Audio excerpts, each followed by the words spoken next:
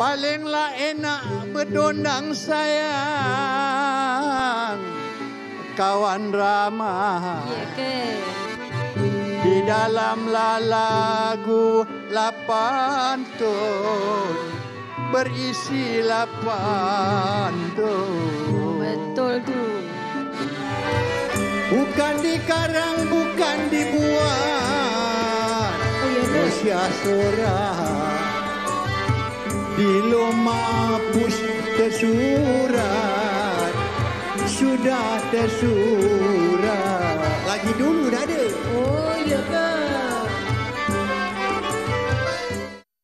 Assalamualaikum, Dondang sayang memerlukan keindahan MHI untuk hari ini. Semoga keadaan yang berbanyak sekalipun diamparkan dengan hujan. Moga-moga hujan rahmat untuk semua dan kena perhatikanlah kalau mungkin kena raya itu. Kena berhati-hati. Masih lagi berhati-hati. Hari ini cuaca bila bangun tidur dia agak berbeza dengan hari-hari sebelumnya. Assalamualaikum, salam sejahtera kepada anda semua. Itu dia Dondang Sayang. Antara topik yang kita akan bawakan pada hari ini, dondang ataupun dendang ya. Maksudnya kalau mungkin yang nyanyian berpantun tu orang sebelah saya bukannya sahaja berpantun tapi boleh mengarang. Sekejap lagi kita nampak pertandingan tu.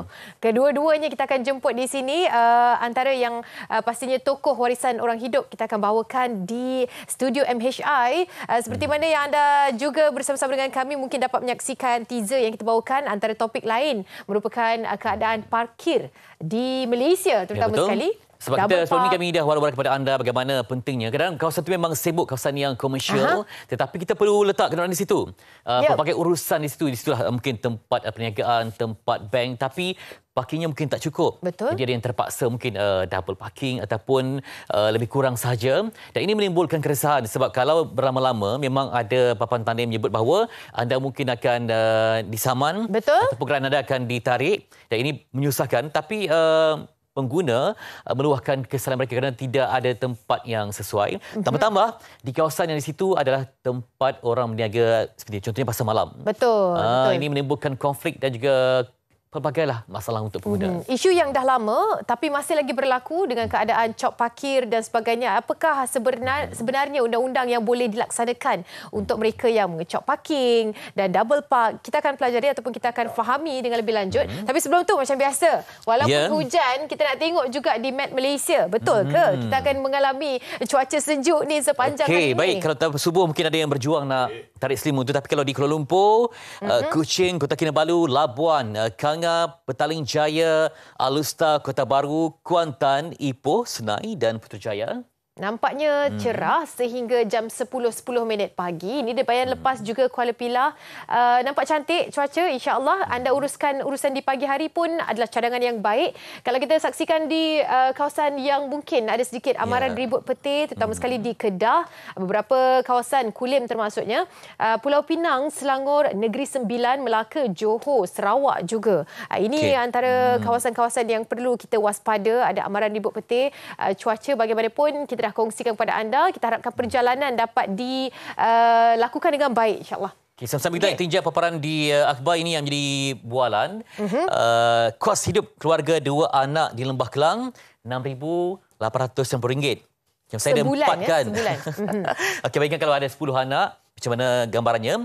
Dan Lembah Kelang pastinya mencabar dan difahamkan Alustar yang paling rendah dari segi susunannya. Okey.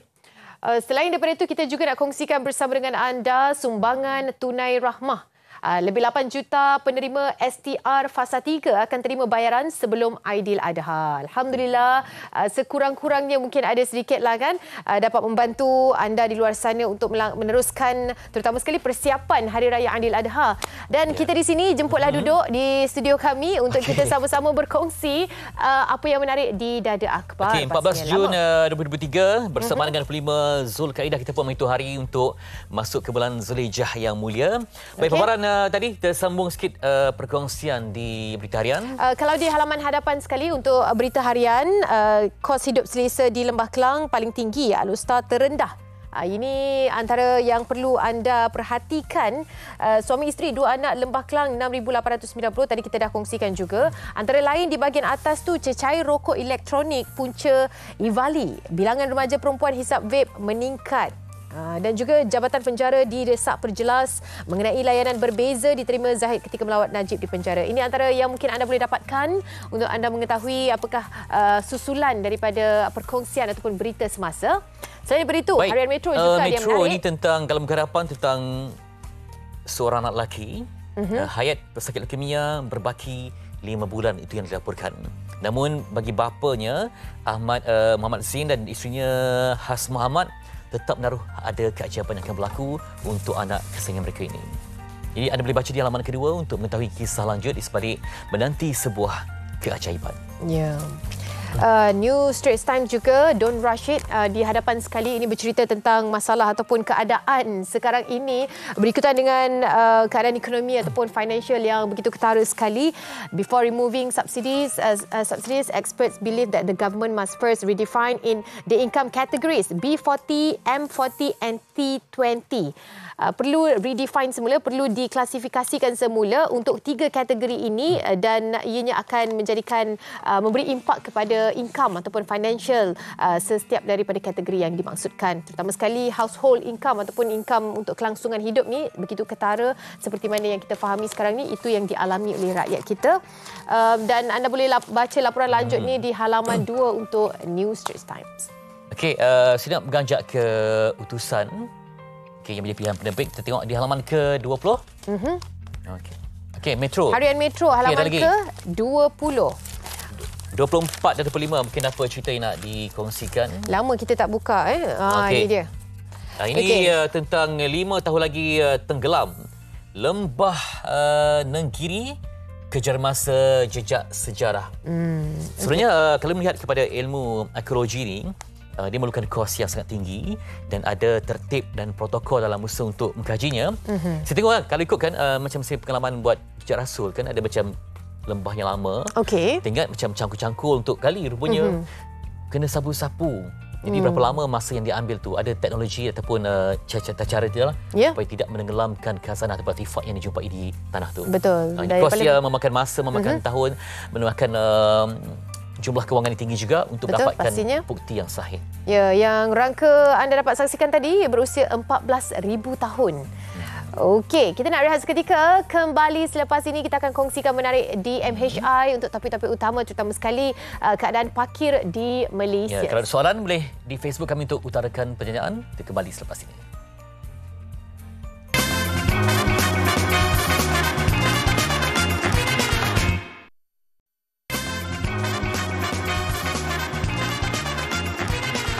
Baik, topik ini penting untuk kita tahu sebab kita berurusan hari-hari berbagai tempat, tapi yang menjadi masalahnya bila mana tidak ada tempat untuk letakkan kenderaan dan boleh menimbulkan masalah, boleh menimbulkan konflik, pergaduhan dan ketidakpuashatian. Ya, letak ampai baju, tong besi ataupun tong plastik, tong air segalanya kita dapat nampak terutama sekali di kawasan perumahan dan menimbulkan kemarahan. Bukan sahaja itu, bila dikongsikan di media sosial, warganet juga turut memberikan pelbagai reaksi. Jadi ini tinjauan wartawan kami ke beberapa lokasi untuk menggambarkan kepada anda apakah keadaan sebenarnya di Malaysia berkaitan dengan cop parkir ini. Kita saksikan.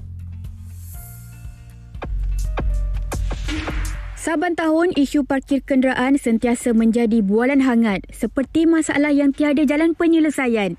Namun, perkara ini juga adalah berpunca daripada sikap segelintir masyarakat. Antara masalah utama adalah sikap suka cop parkir yang menandakan parkir sudah berpunya. Mereka dengan sengaja meletakkan sesuatu tanda atau objek seperti kon dan sebagainya. Masalah ini seharusnya tidak berlaku kerana parkir ialah kemudahan awam dan bukan menjadi seperti satu perlumbaan larian. Siapa cepat, dia dapat. Kru MHI berkesempatan melakukan tinjauan di beberapa lokasi yang sering menjadi tumpuan ramai. Lokasi pertama adalah di kawasan perumahan atau flat kos rendah.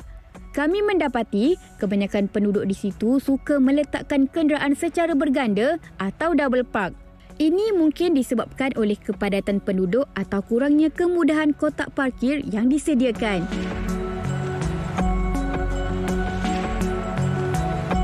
Memang susah. Kalau masuk peta, nanti pagi nak keluar susah. Semua double parking sini dua kan. Nanti tolak susah. Kadang-kadang ada orang tarik handbrake, tanda-tanda dia taruh P. Susah nak keluar pasal double parking. Untuk flat ini susah sekali. Tapi Masalah di sini memang parking lah, double park. Kalau orang jenis yang dah prihatin, dah biasa, dia akan turunkan handbrake, dan yang keduanya dia akan letak nombor telefon. Itu jadi masalah. Yang jadi masalahnya tak ada nombor telefon dan tarik handbrake. Itu jadi masalah dia.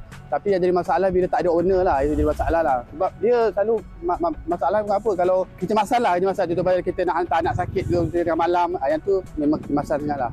Melalui pemerhatian kami, memang terdapat segelintir penduduk di sini yang meletakkan nombor telefon, malah ada juga yang mengabaikannya. Persoalannya, adakah perkara ini tidak menyusahkan penduduk yang lain?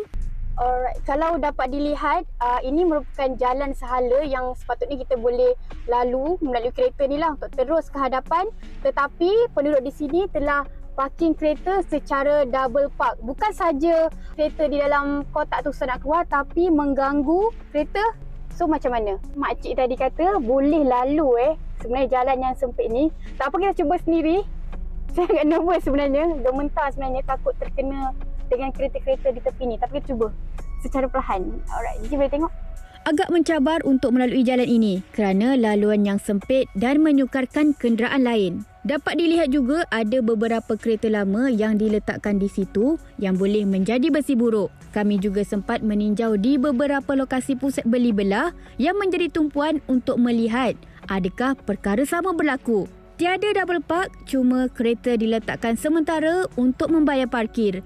Tinjauan terakhir kami adalah di kawasan Majlis Bandaraya Subang Jaya. Pihak majlis mengambil inisiatif dengan memperkenalkan solusi kesesakan tempat meletak kenderaan ini. Kami berpeluang melihat pemantauan melalui CCTV di pusat kawalan jika ada yang melanggar undang-undang yang telah ditetapkan di situ. Ini adalah salah satu inisiatif yang dilakukan oleh Majlis Bandaraya Subang Jaya, iaitu zon parking 2 jam. Kalau dapat dilihat daripada pusat kawalan MBSJ tadi, ada sebuah kereta telah ditarik. Antara punca kereta itu ditarik ataupun sebab kereta ditarik adalah tidak bayar parking atau parking melebihi 2 jam. Jadi kalau kereta anda ditarik, akan dikenakan denda sebanyak RM260. Bukan sikit, sangat banyak. Jadinya anda mahu membayar parking atau dikenakan denda. Meskipun sudah maklum dengan parkir 2 jam, tetapi masih ada yang ingkar. Tindakannya mudah saja, tarik kereta. Sebagai pengguna, apakah pandangan anda? Kalau buat tempat parking okeylah. Macam building kan. Melainkan kita kena prihatin lah. Semua atas pendiri kita lah. Area flat ni memang susah lah sebenarnya lah. Kalau dia cakap tu, siapa dapat, dia dapat lah. Pastikan kalau boleh letak nombor telefon lah. Dan nombor telefon tu sentiasa aktif lah. Kita tak boleh nak elakkan dia parking bak ni.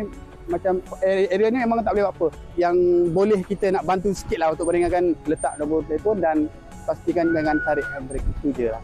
Permasalahan ini menjadi tanggungjawab semua selain kesedaran civic individu itu sendiri. Bukan mementingkan diri semata-mata, tetapi memudahkan urusan orang lain juga.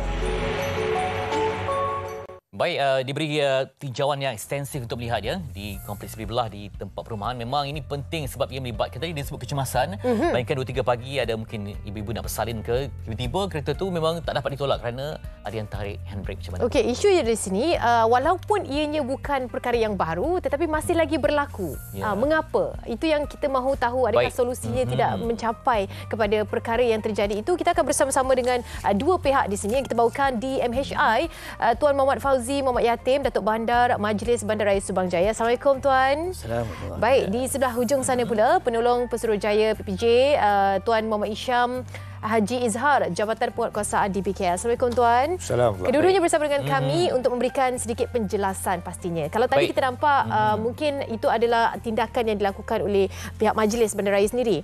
Bagaimana pula kalau pihak DBKL melihat kepada perkara itu, solusinya di mana? Apakah tindakan yang dilakukan untuk kategori-kategori kes ataupun isu seperti itu? Okey, untuk DBKL, isu cop parking ni di kawasan pusat perumahan ni telah menjadi satu kebiasaan lah. Even kawasan-kawasan kita tengok yang padat dengan kepadatan penduduk yang tinggi itu, memang kawasan parking tu agak terhad. Jadi mereka-mereka yang balik lewat malam, bekerja sampai awal pagi, memang bila masuk kawasan parking memang tak ada. Jadi kawasan itu memang kita dah sedia maklum. Cumanya kita minta ada understanding lah. understanding di kalangan penduduk di situ. Mereka yang balik lewat tinggalkan nombor telefon, sekurang-kurangnya lepaskan handbrake. Kita memang kalau boleh kita tidak perlulah mengambil tindakan, kecuali kalau ada isu yang melibatkan aduan, isu-isu kecemasan. Memang pasukan tunda kita akan mengambil tindakan untuk menunda kenderaan tersebut. Sebab rumah ni bukannya satu dua, dia ada ratusan malah ribuan kan. Baik, mungkin Tuan Fazil nak komen sikit macam mana melihat tahun demi tahun kan, mungkin jumlah penduduk yang bertambah. Jadi apakah masalah sikap masih lagi menjadi faktor utama yang menyukarkan? Mungkin ada polisi, ada semua, tetapi itulah sikap yang mungkin memutihkan diri ataupun kecuaian. Silakan. Ya. Terima kasih U3 kerana menjemput dan selamat pagi kepada seluruh penduduk Subanjaya. Pagi ini kita nak bicara pasal parkir. Jadi seperti mana yang sebutkan oleh rakan saya di DBKL, kita ada kaedah-kaedah tertentu lah. Jadi berkait dengan isu sikap. Jadi sebenarnya sama saja dalam kawasan DBKL, dalam kawasan Majlis Bandaraya Subanjaya, benda yang sama. Kita berhadapan dengan kerenah penduduk yang nak park. Dan kadang-kadang mereka telah menyalahgunakan parking yang kita sediakan. Timbullah isu cop parking, timbullah isu yang double park di situ. Kan? Jadi kita di majlis ni, kita kalau seboleh-boleh kita tak nak keluarkan compound. Kan? Kita banyak kepada kaedah untuk menasihati. Untuk menasihati penduduk supaya mereka meletakkan kenderaan di tempat yang ditetapkan. Ada sebarang sistem amaran diberikan. Saya katakan kadang tu kesalahan sama berulang-ulang kan. Mungkin orang yang sama tak ambil tiba. Okey. Jadi sebelum kita mengambil tindakan, contoh kalau macam di cop parking mereka meletakkan pelbagai objek di kawasan tempat letak kereta, ada kon, ada baldi dan sebagainya. Jadi sebelum kita mengambil tindakan sitaan kepada objek-objek itu, dan kita akan membuat pengumuman, announcement kepada penduduk, sila alihkan objek-objek yang diletakkan di dalam petak-petak parking sebelum pihak kami, pihak penguasa untuk mengalihkan. Jadi kita membuat mengambil tindakan yang sedemikian sebelum sitaan kita ambil. Cumanya saya kira kalau kita tahu sebenarnya cop parkir itu memang tidak boleh dilakukan, individu yang mendapat kawasan parkir tersebut tidak ada masalah untuk mengalihkan, dan maknanya tidak ada kategori yang kata kalau dah cop parking itu dia punya kan. Tidak ada kategori sebegitu. Yang pihak DBKL apa peranan dia selalunya bila isu cop parking ni tiada pihak yang akan mengaku. Bila kita pergi nak ambil tindakan, sebab kita tanya ni siapa punya, memang dia kata tak mengaku. Kalau dia mengaku, kita akan keluarkan notis compound lah. Jadi kata saya tak tahu. Jadi pihak kita cuma macam Datuk Bandar bagi tahu tadi, kita buat engagement, kita ada elemen 3E itulah. Enforcement, educate dan education tu. Memang kita bagi, kita maklum dulu. So kalau tak ada juga yang mengaku, kita akan sita dan kita bawa ke store lah. Sitaan kita dan kalau macam amalan kita memang macam kawasan komersial kan, kadang-kadang yang letak kenderaan itu sampai terlalu lama kan. Jadi ini menyebabkan orang lain pun terpaksa pusing-pusing minum kali pun masih tak ada di kawasan rumah kedai semua. Jadi kadang ada juga kita tengok macam kenderaan yang tanpa pemilik berhari-hari tinggal di situ. Jadi macam mana, apa solusi? Sebab kita nak dapat ubing pun tak dapat, jadi apa mungkin cara yang... So itulah kita pergi pada solusi dia kan. Solusi. So macam kami di sama-sama sebenarnya di BKL sama, kita dah masuk ke era PBT ni lebih kurang sama je konsep dia. Sama. So kita ada kaedah. Di Majlis Bandaraya sebenarnya kita ada kaedah, itu memperkenalkan satu sistem parking yang berbeza dengan parking yang lain. Iaitu kita kenalkan sebagai parkir 2 jam. Hanya tempoh 2 jam saja kita benarkan. Ataupun dipanggil hot zone. Hot zone. 2 jam. Maknanya pemilik kenderaan hanya dibenarkan maksimum parkir di kawasan itu hanya 2 jam. Itu yang Majlis Subanjaya kita inisiatifnya untuk memperkenalkan. Jadi setengah jam pertama 50 sen. Maksimum 2 jam sahaja. 2 jam. So mana RM2 lah kat situ. Berbeza dengan parkir di tempat lain. So mereka boleh maksimum sampai 10 jam. Boleh. Jadi benda-benda macam ni dia akan menyukarkan kepada pemilik kenderaan lain untuk meletakkan kenderaan. Terutama di kawasan apa tu yang sibuk kan. Sibuk di dekat pusat beli belah, di tempat bank, di klinik. Jadi kami mengambil inisiatif memperkenalkan meletakkan parkir yang parkir 2 jam di tempat-tempat sedemikian.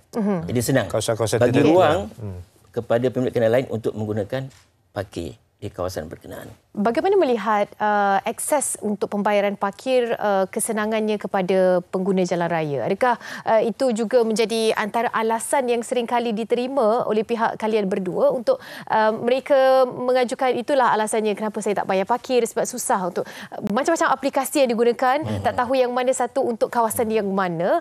Adakah itu juga merupakan antara isunya, Tuan? So untuk di BKL ni kita dah memang sediakan apps. So once kereta masuk pusat bandar Kuala Lumpur ataupun luar pusat bandar Kuala Lumpur di bawah Dewan Bandar memang kita ada apps. So mereka yang parking tu memang akan gunakan apps lah. So senang je. Even Touch and Go pun kita dah ada sekarang kan. Kalau katalah ada isu-isu yang terlupa bawa handphone, warga emas yang tak reti, nanti kita ada premis-premis yang kita bagilah alternatif untuk, lah diberikan. Ya, alternatif kita berikan. Mungkin, so tak ada alasan lah. Sepatutnya tak ada alasan dia kata tak bayar, tak tahu. Sebab masuk Kuala Lumpur saja memang dah ada charge yang kita kenakan, merujuk kepada apps-apps tu lah. Kita sediakan. Mungkin perlu sampai satu tahap ada sistem yang mungkin lebih integrate yang menggabungkan pelbagai pihak mungkin ke arah itu. Ya. Sama juga. So kita ke arah digital kan. Digital. So tak ada lagi yang secara fizikal, pakai tiket, pakai kupon, tak ada. So sama juga di BKL kita ada sistem digital kita ada apps tertentu. Maknanya pemilik kenderaan perlu install dalam telefon pintar masing-masing. Kita ada Selangor Smart Parking, kita ada Flexi Parking, e-wallet parking, dan pemilik perlu sebab kita ke arah itu. So inilah masa yang sesuai untuk penduduk untuk melatih mereka menggunakan apps. Dia senang. Di mana mereka berada, mereka boleh buka apps dan mereka boleh choose di mana kawasan mereka berada dan mereka boleh pilih berapa bayaran berapa lama tempoh yang mereka hendak. Adakah ianya masih lagi berada di bawah kawalan bila melihat kepada pertambahan kenderaan, populasi kita, melihat kepada keadaan contohnya kalau di kawasan PPR satu rumah tu sampai 10 anak-anak dan semua dah bekerja. 10 kereta. 10 kereta. Jadi itu adakah ianya akan bertambah teruk melihat kepada keadaan sekarang ini isu yang tidak lagi dan terpaksa parking di tepi jalan sampai ke tempat-tempat halang perniagaan orang lain. Isu dia sekarang ialah sikap lah.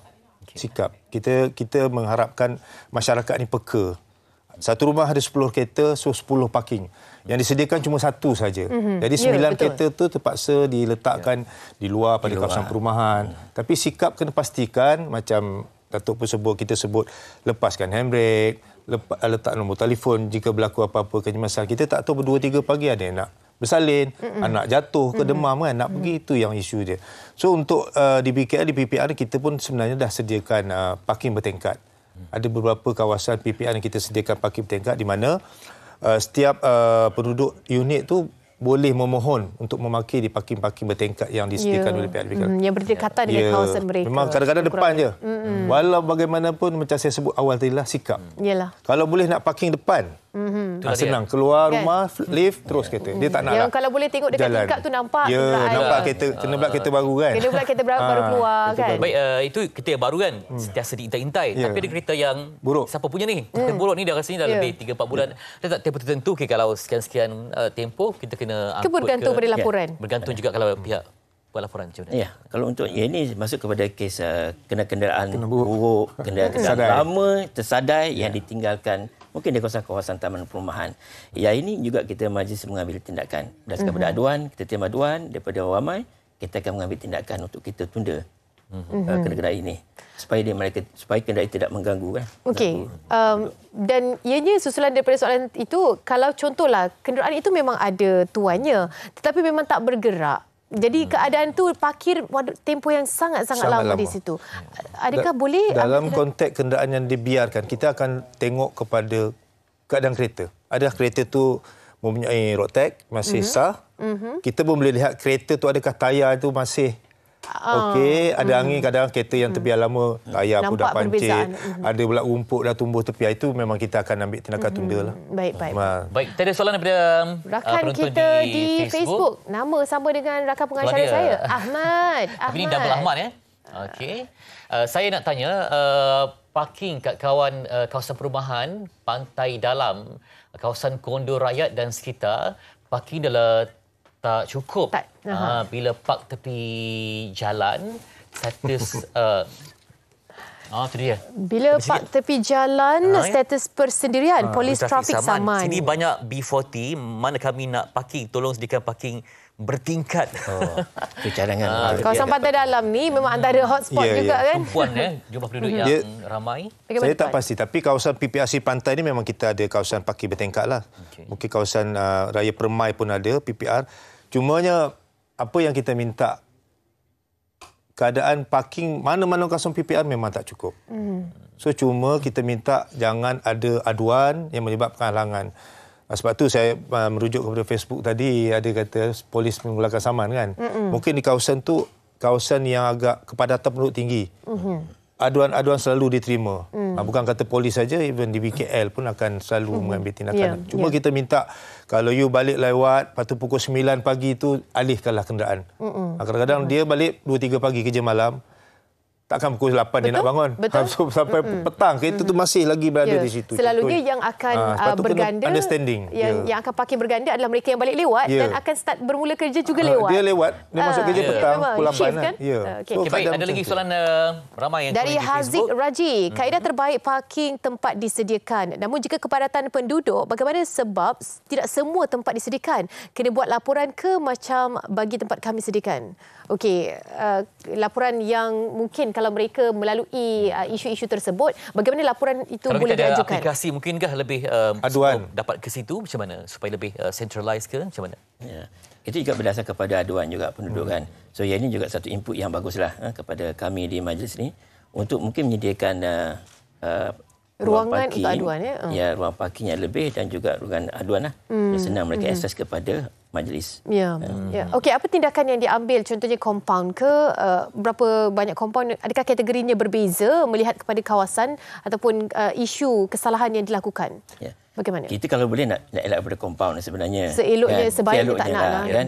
Kita banyak menggunakan kaedah educate people kan. Kita beri pendidikan kepada masyarakat lebih kepada sikap kan, sikap. Jadi yang ini kita cuba elakkan. Tetapi kalau ada keadaan yang memerlukan memang so kami akan mengambil tindakan sitaan. Sebab kita ni berada di kawasan bandar yang ada ni bukan hanya penduduk tapi juga warga asing yang mungkin cara tata kerja mereka mungkin agak berbeza sikit kan. Jadi macam mana pendekatan terbaru yang diambil untuk lebih holistik lagi untuk membantu masalah ini? Dia lebih kepada pihak yang macam contoh dia kalau warga-warga asing ni lebih kepada kawasan yang agak high end sikit kan. So pihak JMB sepatutnya dia dah maklum. Dia dah maklum kepada dos yang pemilik kenderaan ni tidak boleh, nanti PBT akan ambil tindakan, even polis akan ambil tindakan. Rasanya dah faham. Kita rasanya masyarakat yang berada di kawasan-kawasan kepadatan penduduk tu dia dah faham. Isu pertama ialah parking tak cukup. Betul. So bila parking tak cukup, apa you yang sepatut buat, apa you tak sepatutnya buat. You rasa kalau you buat benda yang parking betul, tak menghalang, tak ada mengganggu lalu lintas, okey, kita pun tak adalah nak ambil tindakan. Tapi kalau you parking, orang kata apa, suka-suka hati, tepi simpang, tepi pilih bomba. Orang tak boleh lalu ya. Orang tak boleh lalu komplain, budak sekolah ke van nak masuk, nak ambil. Itu memang itu adalah sebenarnya kita pun sebenarnya tak ada pilihan. Kan? Betul. Okey, masalah yang dihadapi sama juga di Majlis Subanjaya kan. So masalah melibatkan warga asing, warga asing. Mereka ni kurang menghormati undang-undang kita. Itu yang kita sering hadapi masalah.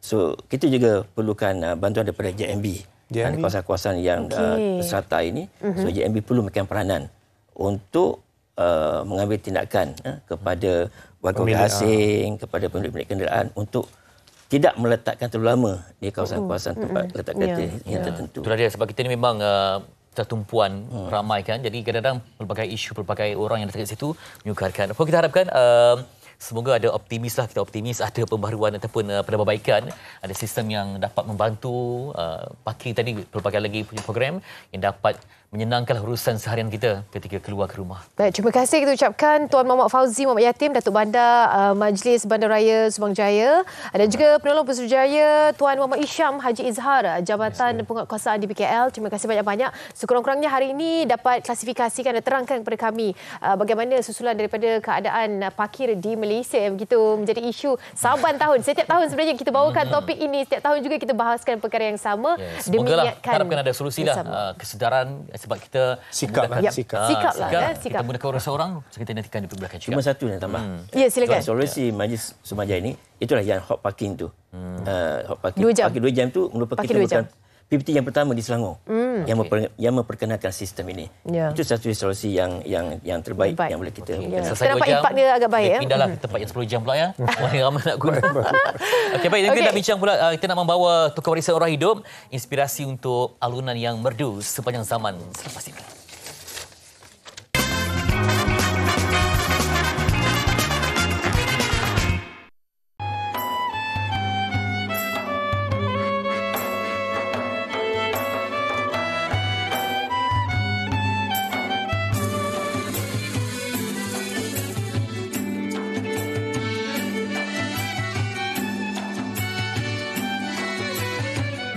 Sepak raga asalnya rotan,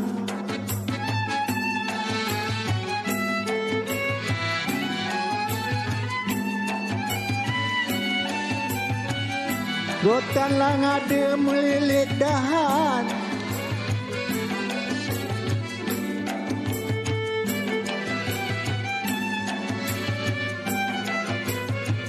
Sepaklah raga asalnya rotan,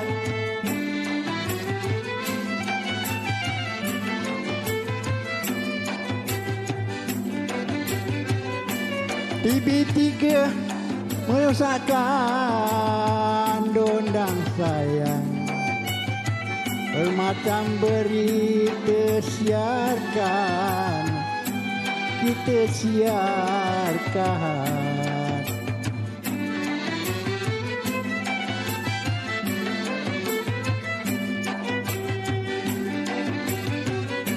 TV3 ponakan dondang sayang, bermacam berita siarkan, dia siarkan.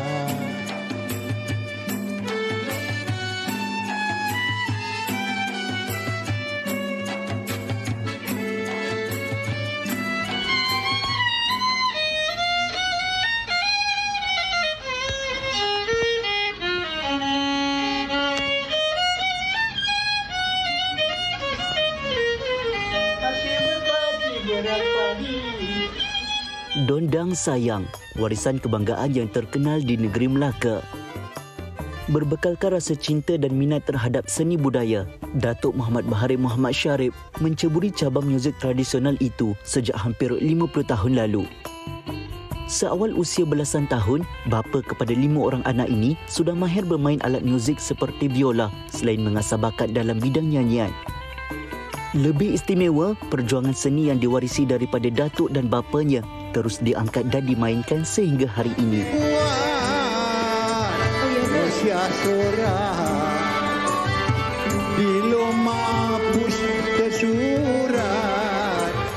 Enggan irama tradisional ini hilang ditelan zaman. Beliau tidak pernah berkira untuk berkongsi ilmu, terutama kepada generasi muda. Malah figura berusia 78 tahun ini sudah menghasilkan 5 album termasuk membukukan koleksi pantun Dondang Sayang yang dianggarkan mencecah 2,000 rangkap. Beliau turut merakamkan detik manis apabila mendapat pengiktirafan dalam anugerah seni Cameronian BOH ke-18 menerusi anugerah pencapaian sepanjang hayat pada Mei lalu. Selagi hayat dikandung badan, beliau tekad untuk terus memperjuangkan legasi seni ini sebagai satu identiti dan khazanah warisan negara. Itu dia menjulang Dondang Sayang ke puncak yang tinggi sampai terima anugerah. Dan kita bawakan langsung di MH hari ini Datuk Muhammad Bahari Muhammad Syarif, tokoh warisan orang hidup yang memperjuangkan keindahan Dondang Sayang. Ya, Assalamualaikum dari Melaka. Alhamdulillah. Melaka. Walaupun pagi-pagi ni kan mencabar kesesakannya. Datang pula jam jalan. Ya, betul. Sampai Datuk, faham. Kalau kami nak gali kembali kan, Datuk terlibat ketika bila tu kalau imbas kembali penglibatan awal dulu? Saya yang sebetulnya main muzik Dondang Sayang ni masih ada dulu Cak Kuncak. Okey. Apa beza dia masa tu Cak Kuncak dengan joget moden. Oh. Bila ada majlis kahwin malam tu orang menjoget lah. Dia macam joget lambak. Joget lambak. Okey, faham. Jadi saya fikir diri saya berapa lama saya nak main Cak Kuncak ni, macam muda-muda. Jadi masa umur saya tahun 88 tu saya juara kebangsaan Dondang Sayang Malaysia. Oh, 88. Tahun 88. Yang mengasuh mengajar tu ada ambil kelas ke ataupun macam mana, siapa yang latih tu? Saya keturunan saya. Datuk berdondang sayang. Mak berdondang sayang. Okey. Mak saudara berdondang sayang. Bapak saya pula gesek biola. Okey, belajarnya dari bapaknya lah gesek biolanya. Semua Okey, di Dondang Sayang ni dia ada beberapa instrumen kan? Dia ada rebana, ada gong kecil tu. Kalau nak ikut dulu 3 alat muzik dia. Okey. Rendang, biola, gong, itu aja. Itu je. Okay. 3 ni saja. Sekarang ni dia dah ada sekarang apa? Dah moden kan menjadi asli rama lah. Campur akordion, campur flute apa dah jadi asli rama lah. Okey. Jadi maksudnya dengan Dondang Sayang ni dah lebih 50 tahun ya? Kalau nak ikut, saya banyak ambil Datuk Seri Esin Salim. Dia memang baik saya. Kalau dia kata dia buat pantun, memang pantun dia. Dondang Sayang Tanjung Surat. Sampai ke Johor dia melarat. Bukan dikarang, bukan dibuat, dia kata. Di Lomah pun sudah surat. Bermakna 800 tahun ada Dondang Sayang Melaka ni. Okey, ada juga bila kita baca dan mengenali kan, ada juga yang mengatakan asalnya dari Riau, ada juga ada yang mengasa itu bila dah jadi Dondang Sayang di Melaka ni. Baru dibawa ke Pulau Penyengat. Bawa ke Riau, Singapura, Pulau Pinang, itu dihebahkan. Macam mana pergerakan Dondang Sayang ni? Kalau dulu kan kita tengok persembahan demi persembahan dilakukan di majlis-majlis lah. Adakah itu juga cara Dondang Sayang ini diperkenalkan dan sebagainya? Dondang Sayang ni, saya sebagai jurulatih Dondang Sayang. Saya bekerja di ISWA dulu, Institut Seni Malaysia, ISMA. Kan dah tukar ISWA. Institut Warisan.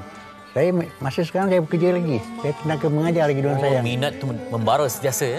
Jangan dia orang cakap Dondang Sayang ni akan luput di telan zaman. Tak ada. Pasal apa? Kita bersama JKKN Melaka, Perjabatan ISWA ataupun ISMA Melaka, saya bekerja kat situ. Lagi saya di projek ada sekolah projek angkat. Okey, jadi mengajar kepada mereka yang usianya berapa? Kita pergi sekolah menengah, sekolah rendah, projek angkat. Kita pergi tiap-tiap sekolah mengajar. Minat mereka macam mana yang mereka tunjukkan? Tak berapa minat lah, tapi susah sikit nak belajar Dondang Sayang. Generasi muda kan? Nak berlatih macam budak. Sekolah rendah, sekolah menengah, itu boleh. Okey, Datuk, kalau siapa yang nak belajar ni, apa yang perlu datang ni macam mana? Kesediaan mereka macam mana? Kena suara sedap ke atau apa? Kita kalau kadang-kadang cikgu tak dapat pilih murid yang mana boleh menyanyi tu. Dia mesti idea dia, siapa kat rumah ada karaoke? Dah biasa dengan muzik. Sampai ada karaoke set. Kalau dia kata, siapa kat rumah ada karaoke? Mak saya ada. Habis sekarang dia tanya, selalu menyanyi. Selalu menyanyi tu. Okey, baik. Yang penting itulah bila kadang-kadang dia minat tapi tak ada pengalaman tentang muzik ke macam mana, boleh dilatih semua itulah. Kita latih kan lah. Dia latih lagu biasa je kadang-kadang dia macam sayang selesai tumbuh sebatang patah sedahan dia buat benih. Terima kasih yang sudi datang. Kadang-kadang nyanyian tu nyanyian berpantun kan kalau kita cakap tentang Dondang Sayang ni. Jadi anak-anak ni haruslah mengetahui bait-bait lirik hafal yang banyak ke macam hafal banyak pantun. Mereka kita kena belajar ada di sekolah-sekolah tu tak banyaklah dalam 2 pantun untuk dia. Biasakan. Bila dah boleh kita cari 5 pantun. Contoh dia saya mengajar pantun yang pertama sekali. Daun cempedak gugur melayang, dong kuini gugur melata. Kalau tidak berdondang sayang, hilanglah seni budaya Melaka. Kena ada muzik kat belakang. Betul, dia kena ada muzik kat belakang tu. Dia kena ada muzik dan juga... tadi saya difahamkan yang mengiring tadi cucu ya? Cucunya. Maksudnya Datuk... Okey, kena ikut ataupun dia sendiri yang minat bila tengok Datuk dia? Memang ada minat tu. Memang ada minat. Dia minat lagi kecil. Dia umur 3 tahun. 4 tahun. Main instrumen? Dah memain kompang. Jiwa tu mengalir daripada Datuk moyang sampai ke Datuk sini. Kalau tadi muzik dia Inang. Tadi Inang. Inang Dia ada 3 rentak asli, Inang, Mambo ataupun Mambo. Mana yang menjadi genre pilihan secara peribadinya pada Datuk? Jadi setiap kali kita bersembah di majlis perkahwinan ke apa ke, kita nak main tu 3 rentak. Joget pun jadi orang merasa macam-macam rentak boleh main Dondang Sayang. Inang asli, Inang. kita main mambu. Ataupun joget. Boleh joget, saya boleh juga main joget. Kancak sikit. Itu macam-macam rentan. Okey. Baik, pengalaman yang paling manis mungkin Datuk ada buat persembahan di luar negara ke sebelum ni? Kalau imbas kembali zaman-zaman dulu ke, adakah yang paling manis untuk dikenang? Saya dah bawa Donang Sayang ni sampai ke Mauritius. Untuk menentukan antara bangsa dunia. Antarabangsa di Mauritius, saya pergi di Mauritius ni menentukan anugerah tokoh Donang Sayang Negeri Melaka. Tapi penerimaan mereka di luar tu agak hebat juga ya. Meminati Dondang Sayang, saya kira. Memang hebat. Okey. Baik, biasanya kalau kita tengok Dondang Sayang ni, dia yang indahnya pada nasihat yang dibawa. Betul. Ada pesan tentang budi. Kadang-kadang bila dah sampai satu tahap tu, bila muzik rancak, kadang dia berjenaka. Macam mengusik-ngusik. Usik-usik. Kan? Itu juga memerlukan kemahiran tu ya. Bila kita tengok gelagat audiens juga mungkin kita idea lah. Pantun ni menyedihkan hati pun ada, menyukakan hati. Contohnya. Dari mana punai melayang, terbang tinggi di sambar lang. Dari mana punai melayang. Dia ulang balik. Apa guna kasih sayang cik adik seorang. Kalau mati seorang, tergolek seorang. Itu pantun orang lama. Apa guna kasih sayang cik abang seorang. Kalau mati seorang, tergolek seorang. Ada kelembutan lagu tu. Tergolek seorang. Tak ada menarik kepada orang biasa. Okey. Apa guna kasih sayang cik abang seorang. Kalau mati seorang, tergolek seorang. Kat situ kelembutan dia. Yang menawan orang tu. Dulu-dulu lelaki boleh 3-4 bini tu. Itu boleh cerita dia. Dulu cerita lain kan? Ada mengumumkan ketibaan pengantin perempuan. Terus kan. Sekarang ni jemputan majlis kahwin macam mana? Masih lagi dijemput? Masih terima kan? Masih terima? Masih terima majlis kahwin. Baru tu hari saya buat majlis kahwin. Saya tak kira pangkat saya dah datuk lah. Satu kumpulan saya. Saya pergi menyanyi. Bukan peri.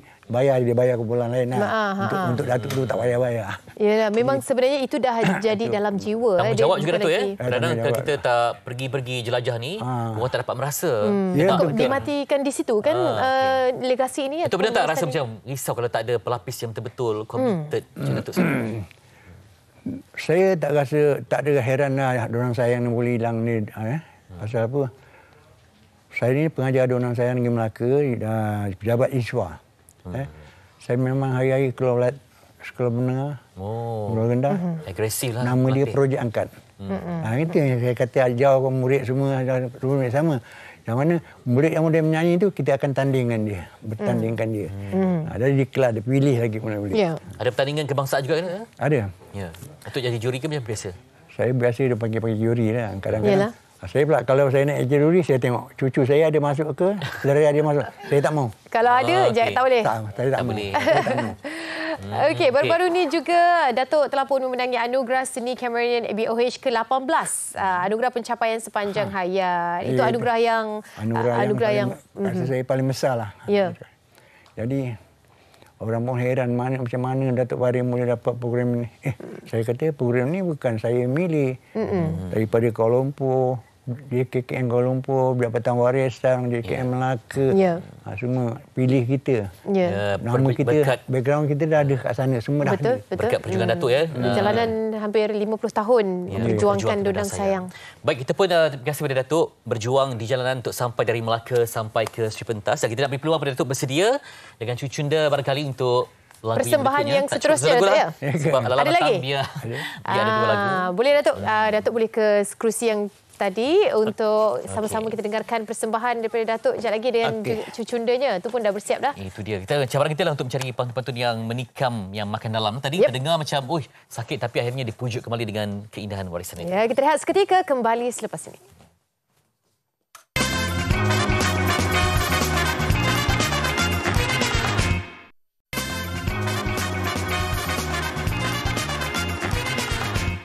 Okey, kita Terima kembali. kasih. Tadi kita dah berbincang panjang tentang parking tadi kan.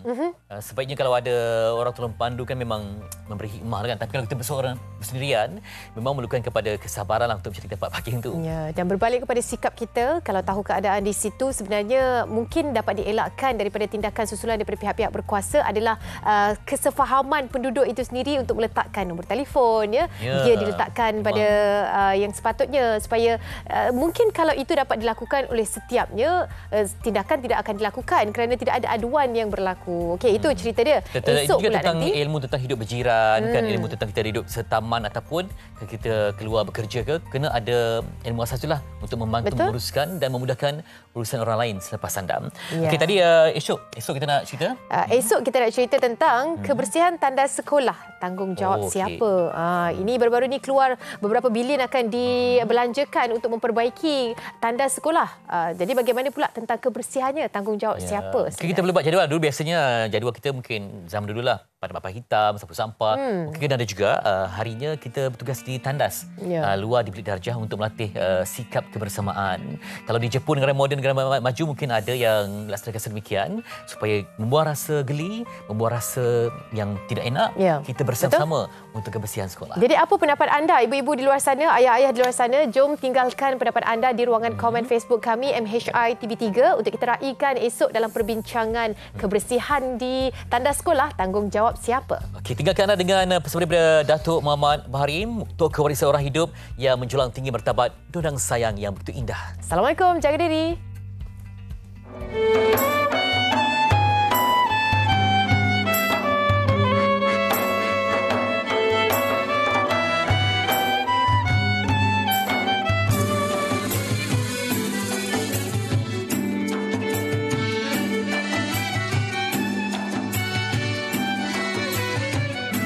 Sepak raga ngasal nyerotan,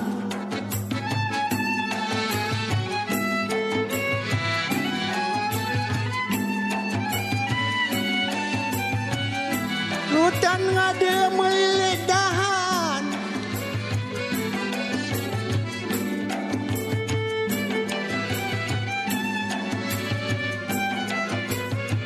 sepak raga ngasal nyerotan.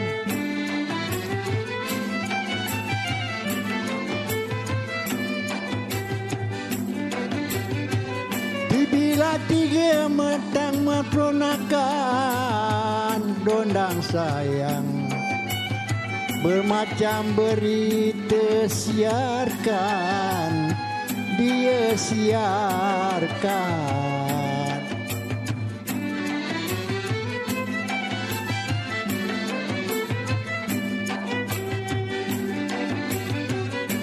Bila tiga mempersonakan kawan ramai, bermacam berita siarkan, dia siarkan.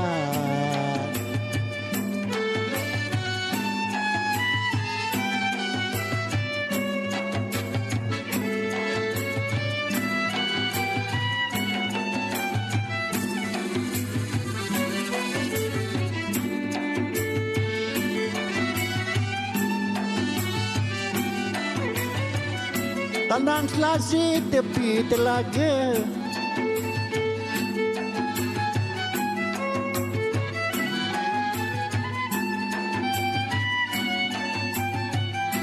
tanam kepaya di tepi laman,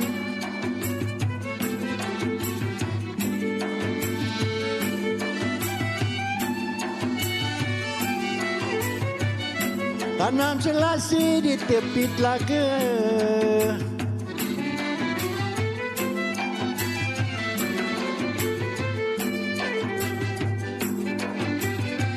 Terimalah kasih bila tiga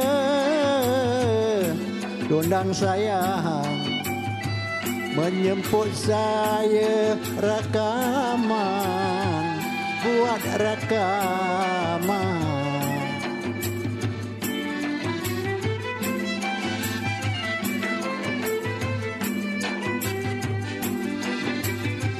Terimalah kasih teribu tiga kawan ramai, Menjemputlah saya rakaman, membuat rakaman.